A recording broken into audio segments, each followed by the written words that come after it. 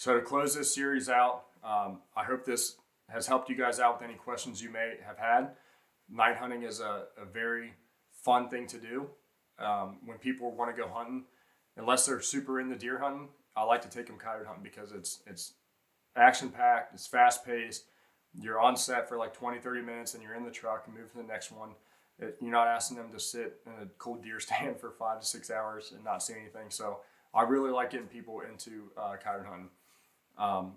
Pick gear that works for you. Pick equipment that is going to help you out in your style of hunting and help you out in your terrain. You know, if you hunt super tight quarters, picking something that's like a base magnification of 4 may not be good for you. So, try and pick the right equipment to help you guys out and, make you as, successful as possible. Anytime you get permission from somebody, be respectful, because you guys, when we're out here hunting, the nighttime hunting has become a lot more popular, but at the same time, that's that one person's engagement or experience with nighttime hunters. So you don't want to put a bad face on to, what we want to do and what we want to accomplish. So always be respectful. Try to get coyotes off. You don't leave coyotes laying around. Try to make the effort to recover those coyotes and get them off the property. Don't tear up their property. Don't be rude. So, that's their only interaction with a nighttime hunter. So we want to protect our sport as much as possible. So always be respectful and abide by the owner's wishes. Whatever they say goes. It's their property. So always make sure you have good communication with them, good contact information.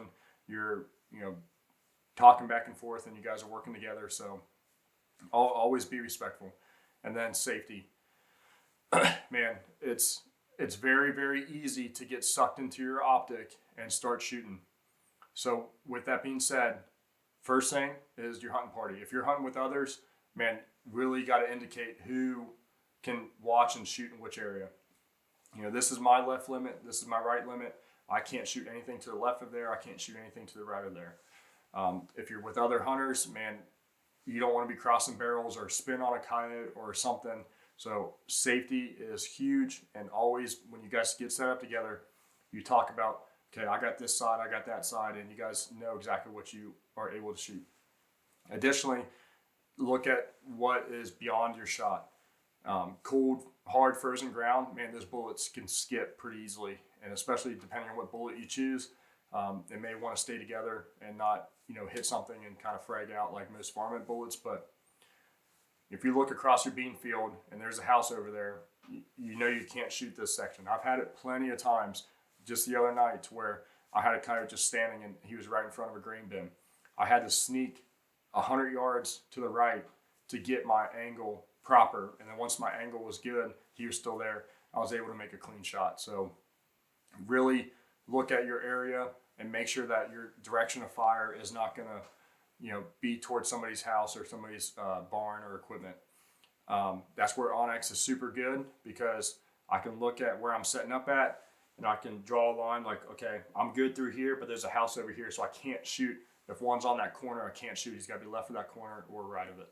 So safety is a huge thing, and I want you guys to be safe, because the worst thing that can happen to you is injuring a fellow hunting buddy, or destroying somebody's property, or shooting somewhere that you shouldn't be shooting.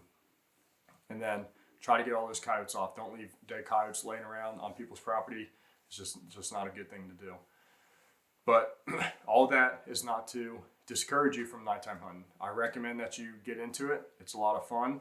It's a sport that is growing pretty rapidly, with the technology being not as much of a barrier as it has been in the past. You get cheaper stuff, better performing stuff for less price, and you guys can get into the sport. But take all these tips and employ them. Something else I want to touch on is, if somebody else has a property already, I've had times to where landowners are saying, yeah, I got somebody hunt, but you can too. I was like, man, don't do that. It's harder and harder to find good spots as it becomes more popular. So once you have a spot, that's kind of your spot. And, I expect others to, if I have spots, I expect others to, either hear that or know I hunt a spot and not go without me or take my spot. But also, if somebody else has that spot, like, man, don't intrude. They worked hard. They drove around. They got permission. They're into it. So let them have their space, and also it's a safety thing.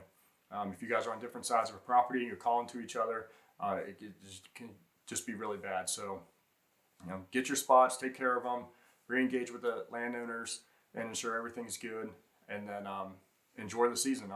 It's a lot of fun. Some people's seasons are shorter than others. Some people are in it for the sport. Some people are in it to actually keep the numbers down. I try to help out farmers as much as possible. There's times when they're calving, and I'll just go sit on their field and help keep coyotes out of their field and keep them at bay and keep pressure on them to keep them off their property. Or there's people that do it for tournaments. So there's a lot of reasons why people hunt, and I recommend you get into it. And I hope that this video series will help you find a good starting point and give you the information you need.